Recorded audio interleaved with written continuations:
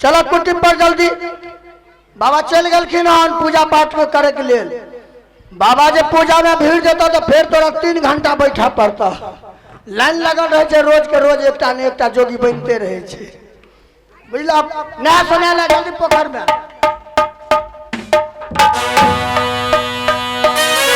गुरुदेव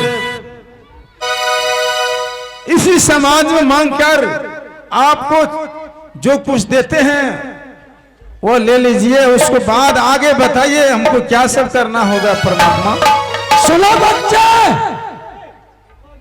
जब से तू ये गोरखपुर आए हो तब से मैं तुमको समझा रहा हूं, अभी भी लौट करके राज महब्बा चले जाओ।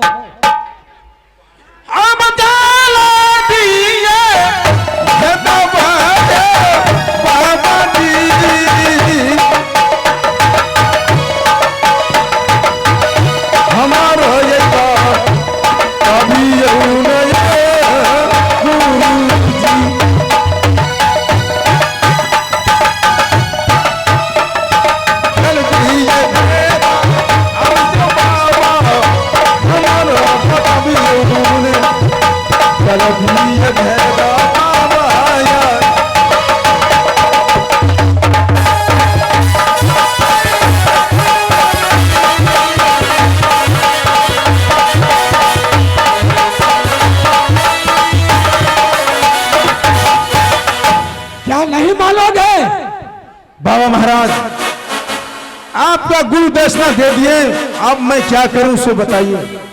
ठीक है, अब क्या करोगे? अब देखो क्या करना होगा।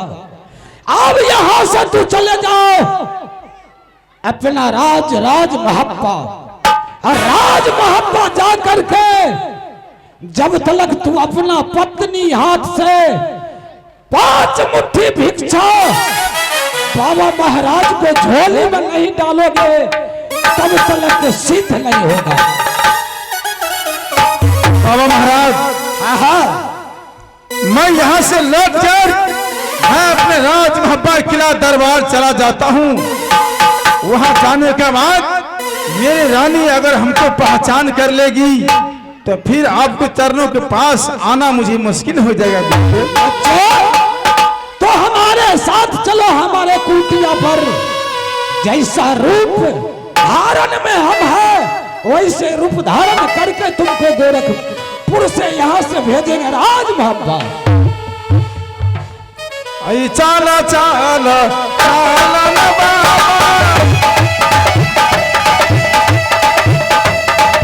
या बढ़िया सफा न पाओ गुरुदेव। चलियो गुरुया पान या कुटी पर हो बाबा।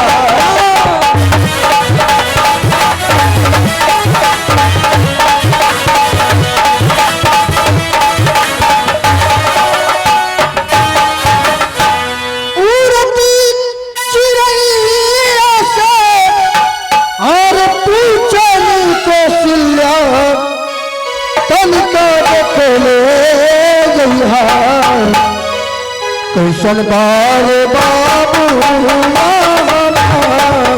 तनिको देख ले जइहा कैसन बार